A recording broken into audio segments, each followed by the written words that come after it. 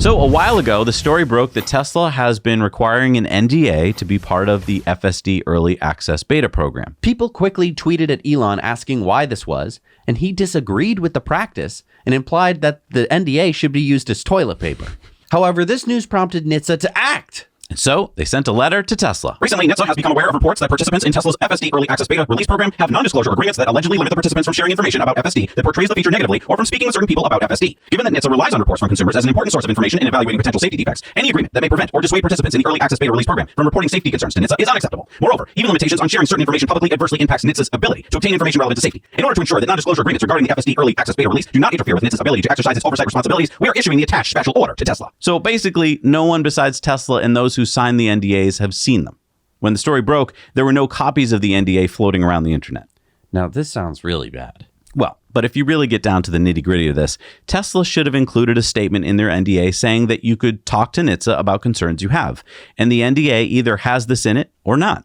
I'm not a lawyer, but my guess is that if Tesla didn't include regulatory agencies in their list of people not to talk to, they could probably argue that they didn't do anything wrong. So if we really read into all of this, NHTSA is basically just asking for a copy of this NDA, and Tesla has until November 1st to give it to them. Right. I mean, this is the sort of thing that gets a lot of press, but usually ends up not really amounting to much, especially since Elon has told people they can flush those NDAs down the toilet. Now, I can see that NHTSA kind of has to do this. It's basically part of their job. If GM had Bolt owners sign NDAs saying that they couldn't tell NHTSA about their Bolt fires, you would want the same response. It's just that in this case, I don't think that there's going to be that much trouble. Right. I mean, the worst thing Tesla could have done was kick people from the beta program. And it's kind of telling that in the special order that NHTSA sends to Tesla, if Tesla doesn't get back to them after November 1st, the fine per day is like $22,000 a day. It's like, we know how Elon is with fines. That's not a lot of money, right? For them to, they could just ignore this until the end of time and they'd still probably like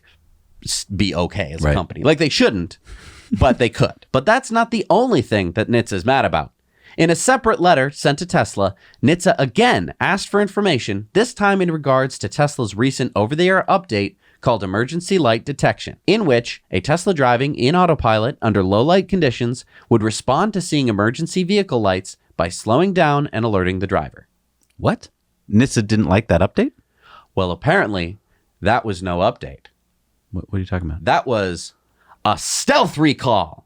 What? As Tesla is aware, the Safety Act imposes an obligation on manufacturers of motor vehicles and motor vehicle equipment to initiate a recall by notifying NHTSA when they determine vehicles or equipment they produced contain defects related to motor vehicle safety or do not comply with an applicable motor vehicle safety standard.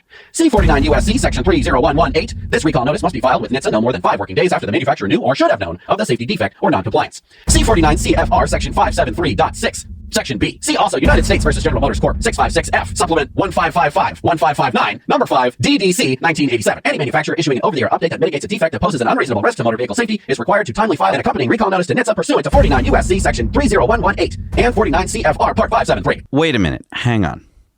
Haven't there been plenty of over-the-air updates that help Teslas become safer? You mean one that mitigates a defect that poses an unreasonable risk to motor vehicle safety? Yeah. I mean, what about back in 2018 when Consumer Reports found that the ABS system of the Model 3 wasn't tuned correctly and Tesla fixed it in like a week with an over-the-air update? Oh, right. And we tested that. And yeah, Tesla reduced the braking distance by like 20 feet for a 60-0 stop. So was that a stealth recall? Because what I don't get is how an over-the-air update can be called a recall. Normally, a recall involves recalling your car back to the dealership for maintenance. So I did a bit of digging. Okay. I went to NHTSA's website, and across all of Tesla's 76 model years and different types and configurations, there have been a grand total of 109 recalls according to NHTSA. Okay. I was only able to find one that was fixed by an over-the-air update. Okay. It was about trailer brake lighting. So you would plug in your trailer and the brake lights on the trailer wouldn't turn on. Okay. This affected about 2,500 Model Ys. This was September of last year. And they fixed it with an over-the-air update. The rest, 108 recalls, were mostly due to bolts or wiring or seats and stuff like that.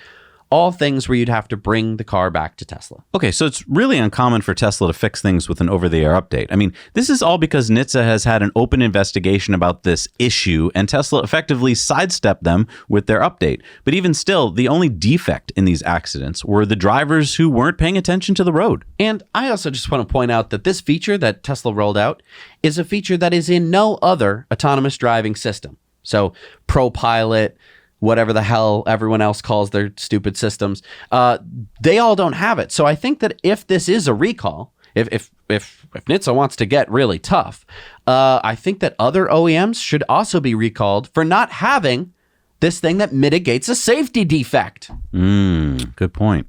I mean, why are we picking on Tesla here? Just because they're the most popular car and have the most useful autonomous driving system? I think this is because NHTSA is just doing this responding to senators who have sent them letters, and they're just trying to basically appease those senators by saying, we did what you asked, we picked on Tesla. Right. And you know what's sad? This goes back to the whole union issue. I hate to say it, but it's Democratic senators who were told by unions, hey, you got to do something about Tesla because they're not a union shop. Right. And it's ridiculous how many steps back this is from anything useful to the public.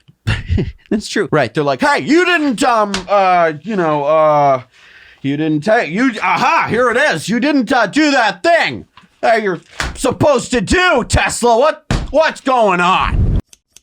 Hey everybody, thanks so much for watching Now You Know Clips. You can watch full episodes of Tesla Time News on Mondays and in-depths on Fridays. Just click the link down below to head over to the Now You Know channel.